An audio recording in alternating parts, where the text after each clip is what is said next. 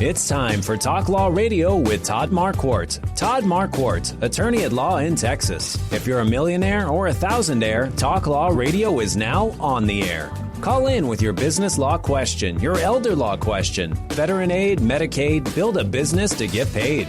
210-308-8867. Or ask a question online at marquardtlawfirm.com. That's MARQUARDT lawfirm.com.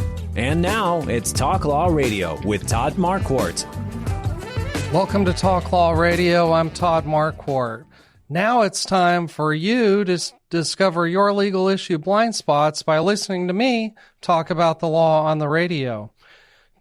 Today it's Sunday afternoon at 4:30. Did you know that Talk Law Radio has another show Saturdays at 11 o'clock in the morning? Also, if you miss a show, you can find recorded episodes on podcasts everywhere, Facebook, YouTube, and talklawradio.com. There's other episodes from the Saturday show that you might be interested in. We talked about year-end tax planning with Anna Cruz. We talked about the Town Twin Village with Mark Wittig. We talked about long-term care insurance, what it is and how to use it with George Torres and Sonny Espinosa. And, of course, our Financial Focus segment on Saturdays is sponsored by Joseph Warren and Financial Planning HQ. So check out those shows because you're missing out if you're not listening on Saturdays as well. Today's going to be a great show. I'm going to be talking about what to expect when you meet with an estate planning attorney generally, a new planning opportunity for those who itemize their income taxes, and legacy. Before we get started talking about the law, let's begin with prayer. Dear God, thank you for this day. Thank you for all the gifts and blessings that you give to us. Please forgive us of our sins, for our mistakes, for doing the wrong thing or failing to follow your will. Help us to follow your will more closely. And help us to do everything we do, Lord, for the good of your people, for our own good, and for your glory. In Jesus' name, amen. First, I want to tell you about a middle-aged man who recently picked a new primary care physician. You know, some primary care physicians, they retire, or they move to another city, or they just move to another practice. After 2 visits of exhaustive lab tests, the doctor said the man was doing fairly well. The middle-aged man was a little concerned about the comment that he was only doing fairly well for his age. So the middle-aged man couldn't resist asking him, "Doctor, do you think I'll live to be 80 years old?" The doctor asked, "Well, do you smoke tobacco or drink beer or wine?" "Oh, no," the man said. "I've never done either of those." Then the doctor asked, "Do you eat ribeye steaks or barbecued ribs?" The man said, "No way, I've heard that all red meat is very unhealthy." The doctor asked, "Do you spend a lot of time in the sun, like playing golf, sailing, ballooning, or rock climbing?" "No way, that's too dangerous," the man said. Well, then the doctor asked, "Do you gamble, drive fast cars, or fool around?" "No," the man said, "I've never done any of those things either." The doctor looked him straight in the eye and said, "Then why in the world would you want to live to be 80 years old?" So today I'm going to be telling you about generally what to expect in a consultation with an estate planning attorney. Now, Marquardt Law Firm sponsors the show, and attorneys at Marquardt Law Firm focus on business and estate law, including last wills, living trusts, and tax-protected inheritance plans. So attorneys at Marquardt Law Firm do estate planning, but you don't have to go to Marquardt Law Firm to get your estate planning done. If you have another favorite attorney, or if you've never been to an attorney and you're scheduled to meet with one, I won't know all the specifics because attorneys do things their own way. They do it however they want. There's no uniform method. I only know how I do it, and so that's what I'm going to be talking about. So why would you even go to an attorney? Well, there's value there, and it reminds me of when I was a kid. The doctor that saw kids, actually it was a married couple. But they were both physicians. They had the family practice together, and they divided their office, and the entry had 2 doors. And one door was for wellness checkup, and the other door was for if you're sick or ill. They didn't want the well people sitting in the waiting room with the sick people, I guess. And so I kind of think of estate planning the same way. If you're just checking up on your estate plan to see if there's any new laws that have been passed, or if you're just unsure because a long period of time has passed since you signed your last will or living trust a long time ago, generally the estate planning attorney is going to want to discuss your goals and concerns, review your documents, and discuss changes in the laws since your plan was last signed.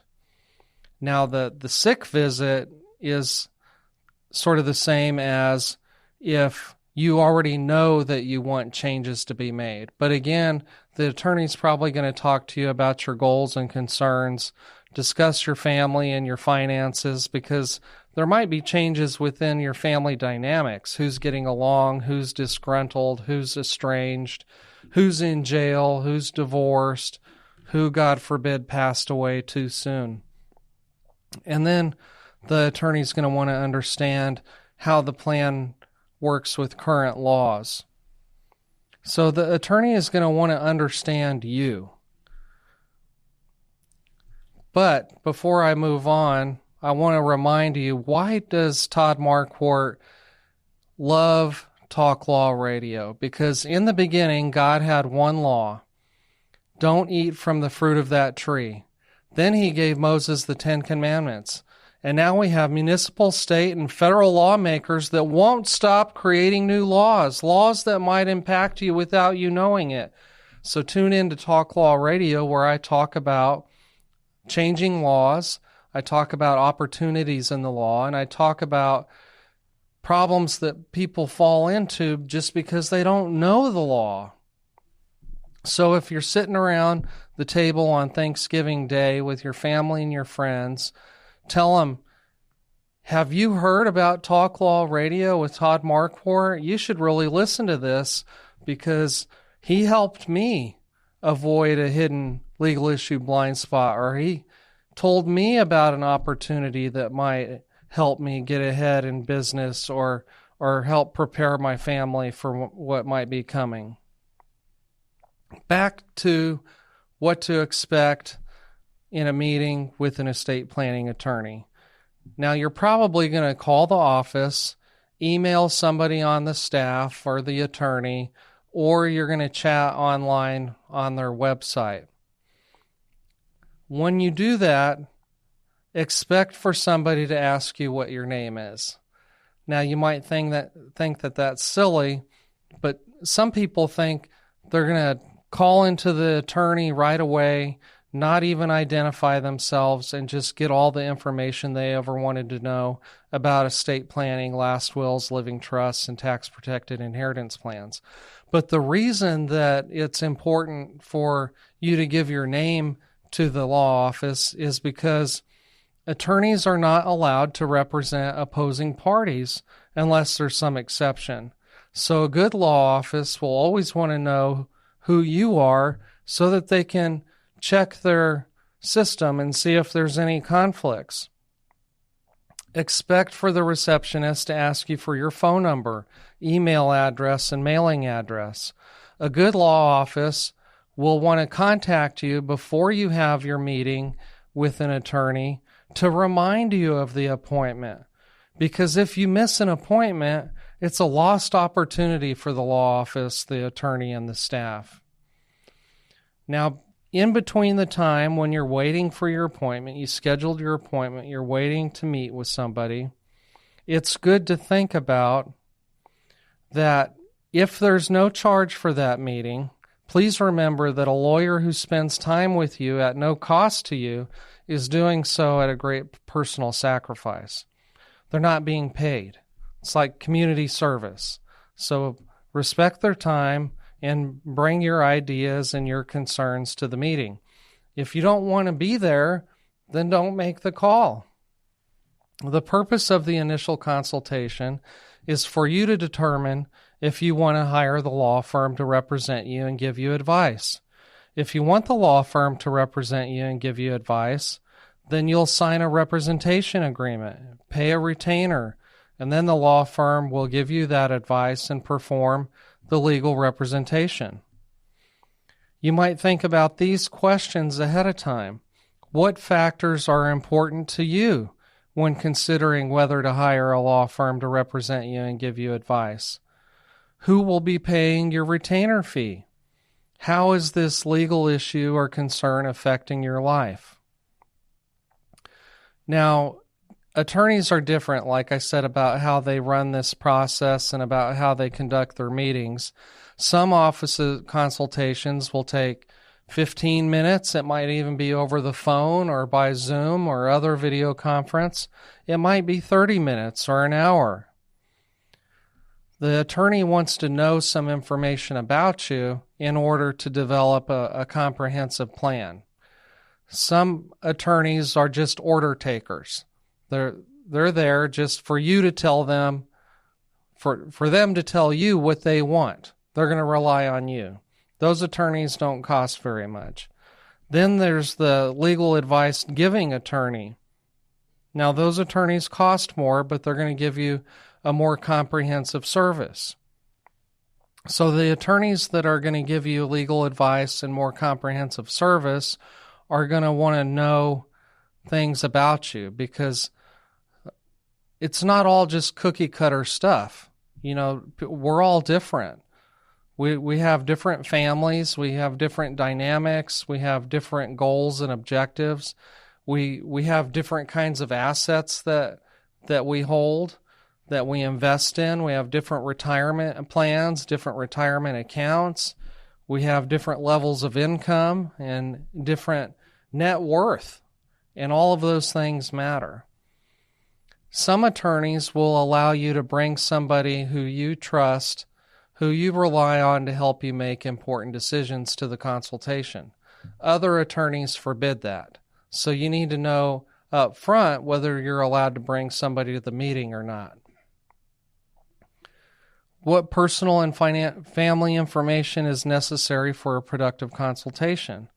Marital status, who is the title owner of each asset? Are there joint owners? Are there beneficiary designations? Your family dynamics are important in the assessment of an individual case and better enables the attorney to answer legal questions that are unique to your situation. Some people like to play rapid-fire questions. They don't want the attorney to ask any questions. The prospect client wants to ask all the questions.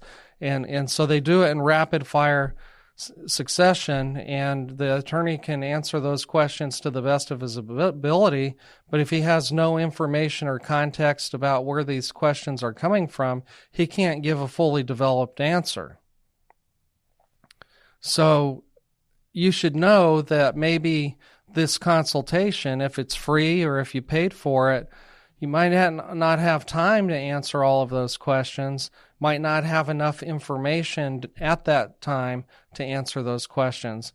And so usually estate planning is not one single meeting. It's a series of meetings. It's a series of steps. At our law firm, at Marquardt Law Firm, we have a process where we work with the client in crafting and developing and designing a comprehensive plan and solution. Now, you're probably wondering, how much does this cost? And every lawyer should tell you that it depends, because if they charge the same thing to everybody, then they're not evaluating the case correctly. So that's sort of an overview of what the first meeting might look like. If you don't know what concerns you have, then this might be an exploratory session where the attorney asks you some questions of what other clients' concerns have been, and do you share that same concern or not? Most people say, well, I don't have a will, and on TV they say everybody should have a will, so that's why I'm here, to get a will. Well, that sort of falls under the category of a desire to get your affairs in order and create a comprehensive plan to manage your affairs in case of disability or death. So that a lot of people have that concern. Some people worry about what it's going to be like if they're not around. If I'm married and I'm disabled or I'm deceased, how is my wife going to be taken care of? How are the finances going to be protected for her? And vice versa, if for a wife and a husband, you know, usually the husband dies first. That's just statistics. So that's why I always use him and her and husband and wife in that way. Then they usually say, after we're both gone, we want to protect the children. We want them to receive their inheritance, and we don't want too many problems to happen. We don't want them to have to go through legal proceedings. We don't want it to be difficult for them to gain access to those assets. And we don't want anybody to take away their inheritance, like government confiscation, taxes, economic downturns, business setbacks, frivolous litigation, or divorce. They might want to provide and protect their grandchildren in the same way. Some people, on the other hand, might specifically want to disinherit a family member because they've taken so much during their lifetime, or they're missing or can't be found or haven't called in years or decades. They might want to provide for charities. They might have a family business that they want to turn over to the family, or they might have a family business that they want the other owners to take over and provide financially for the beneficiaries. They might want to reduce estate taxes, death taxes, inheritance taxes, capital gains taxes. They might want to avoid probate and other legal proceedings. They might want to reduce the administrative cost of administration of your estate after your death. But death isn't the only thing that we worry about. How do you want to be taken care of if you're disabled or incapacitated? How do you avoid conservatorship or guardianship in case of your disability? If you already think that people are going to contest the will because you're providing an unequal distribution of assets among various beneficiaries, or if you think they're just going to complain because you left them out, there might be things that you can do to avoid or reduce the likelihood of lawsuits or disputes. You might want to help protect lawsuits and creditors of those beneficiaries that you're planning to leave a legacy for. So those are just some of the concerns that typically come up. And you might have other different concerns, and the attorney should be happy to discuss those and really try and understand how it's affecting your life. Now I'd like to switch gears and talk about an income tax opportunity available to those who are itemizing their taxes. Have you heard of the state income tax deduction? SALT, state, and what does the L stand for? I forgot. It'll come to me. So there's this deduction for people that have high taxes other than federal income taxes. And it could show up in Texas, even though we don't have an income tax, if you have a multi-million-dollar home, and if you earn over $500,000 annually in gross income. That's when the SALT deduction starts to get reduced. If you have income-producing assets, in addition to your wages and your profits from your business, if you have interest income and dividend income, there's an opportunity to work with an estate planning attorney who knows about a certain kind of trust that can help reduce that type of income so that you can maximize the SALT deduction. I also wanted to talk about legacy. This past Veterans Day reminded me of my mom's dad. We called him Gran, and he passed away when I was very young because he had pancreatic cancer, and there was hardly any treatment for that. And so after they discovered his cancer, he didn't live very long.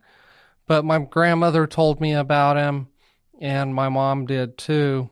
And I have this cutout from the newspaper, his obituary, that I keep as a reminder of a veteran that I knew personally.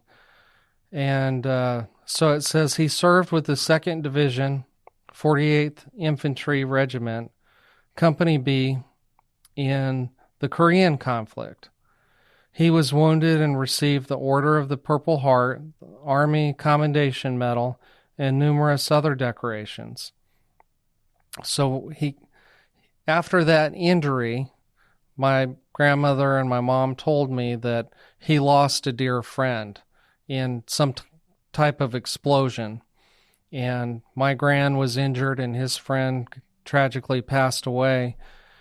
And he suffered a period of time with some type of PTSD.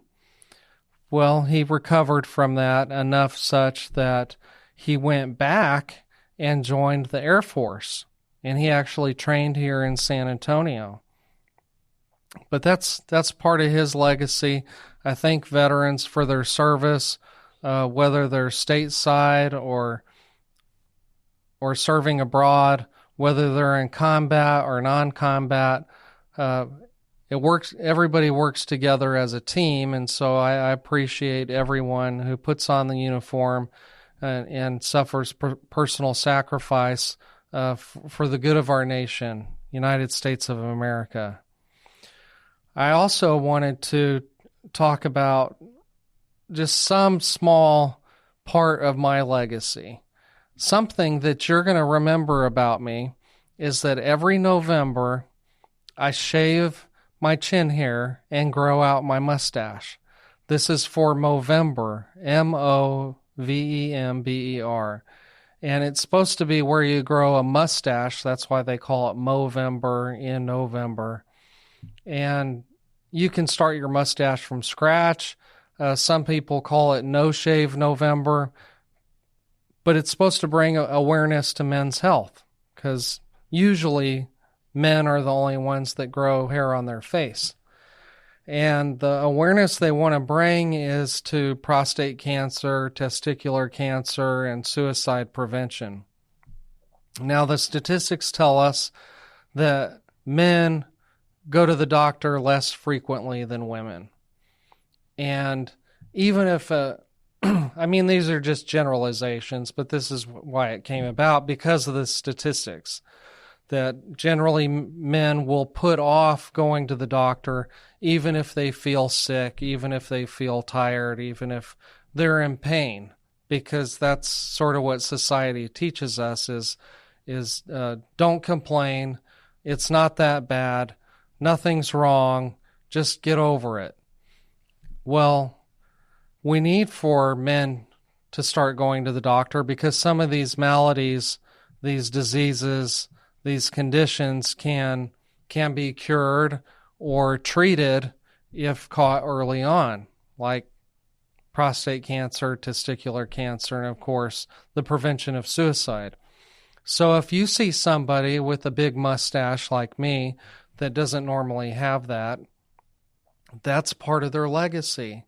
my kids are going to say, hey, do you remember when Dad used to grow that big mustache and put wax on it and try and make himself look like an old Western cowboy? Yeah, that's part of my legacy. And I'm raising money for that. If you want to donate, just go to Facebook and I'll send you a link. So this is Talk Law Radio. I've been talking to you about what it's like to go to an estate planning consultation. Tune in Saturday mornings at 11, Sunday afternoons at 4:30. Podcasts everywhere, Facebook and YouTube.